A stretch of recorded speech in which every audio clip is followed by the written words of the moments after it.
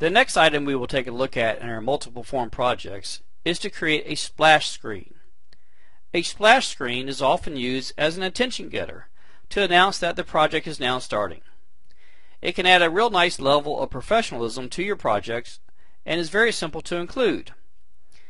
Assuming you have your project with your multiple forms in place, to add a splash screen you simply click on Project, add Windows Form just like you would any other form, choose Windows Form, and you see one of the templates is a splash screen. As you note, the splash screen has a default name of Splash Screen 1, which of course I could change, but for this demonstration I will allow it to remain Splash Screen 1 and simply click the Add button. As you can see in the Solution Explorer, Splash Screen 1 has now been added to the project. And you can see the actual splash screen before you. The nice thing about the splash screen is that a lot of the work has already been done for you. It in essence has been predefined for you. It already has a graphic and has some basic information included. All of this information, however, can be changed very simply.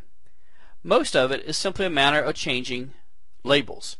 For example, where you see the words application title, this is simply a label that if you wish you could change to a different text. So I'll change application title to My Super Program. So this is going to announce now the name of my program, in this case my Super Program. So now you can see it. You also notice there are labels for version and copyright. And again, you can modify these in the text property of their respective labels, or if you simply want to do away with them altogether, you can simply press the delete key and that will delete that label. Now be careful, as you'll see in a moment when I test run this program, that will indeed cause a problem. I could also delete the version, but for the time being I'll simply leave the version as it is. So let's just run the program before we go any further, and you'll see a couple of issues. First of all, you see there are build errors. So if I allow it to continue, it will now give me a debugging window, which the issue is, it says name copyright is not declared. You'll recall that there was a label with the copyright information that I deleted.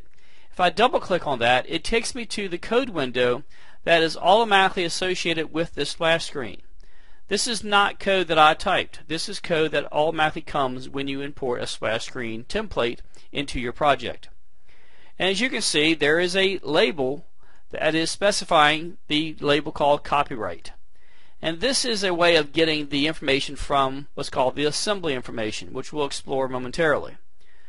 But since I deleted the label, I also need to either remove or at the very least comment out the code that references that label to avoid that runtime error that you saw momentarily. The other issue is that I need to specify that this is my splash screen and I want it to start first. So I'll click on Project and go to my Properties window for my Windows application. And as you can see, there's an entry called Startup Form. By default, Form 1 is specified as my startup form. But if I click on the drop down box and choose Splash Screen 1, now my project should begin with this splash screen. You notice I have some other options that I could set here, but that will suffice for the moment. So let's go ahead and test our program. And now as you can see, the splash screen does indeed show. You'll note the copyright information is removed just as we specified, but my new title is not showing up. So let's stop the program and return to this pre-written code, and what you'll see is there is a line of code referencing the application title. If I'm going to change that, I should comment these comments code out so that they're not causing an error message. I prefer just commenting these out so that if I want to go back at a later time and use this line of code as opposed to simply changing the title or the label's text property, I have the code already there. So let's run this one more time, and as you can see, it now does indeed say my super program version 1.0, and it has this graphic here. Now, if this were a real organization or some business, you might want to put your company logo or something here. And of course, you could do that very easily by simply going to the splash screen and clicking on that, and all this is a graphic, an image. And if you go to the properties window for this and go to the background image property and click on the ellipsis button, you'll see that the image, the default image, is there. And of course, if I had another image I want to use in its place, I could simply specify it by using the import button you see. But again, for this demonstration, we'll just leave it as it is. That's all you need to do to create a splash screen. That is to create the form or just use the template. And the alternative is, however, for you to, instead of creating a splash screen, you could of course go to Project and add Windows Form and then simply create a blank form. And now you have a blank canvas that you can now literally customize your own splash screen. I would strongly suggest to use the template simply because a lot of the work is already done and it's done in a very professional way. Keep in mind the predefined code in the splash screen may be a bit more complicated than you need. It does include code that will fill in the application title, the version as we saw, and also the copyright information, the project's assembly information, version, and so forth. You can either set the assembly information or modify the labels to display the text that you want.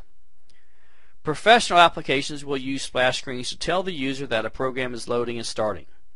It can make a large application to load and run faster since something appears on the screen while the rest of the application loads into memory. So this is a good technique to use when you have lots of forms to load and the user's eye is now being attracted and drawn to the splash screen while in the background the multiple forms are being loaded into memory. So by the time the splash screen is done entertaining the user, your project should now be up and running and ready to go. So experiment with the splash screen, modify it, you'll see that's very simple to use.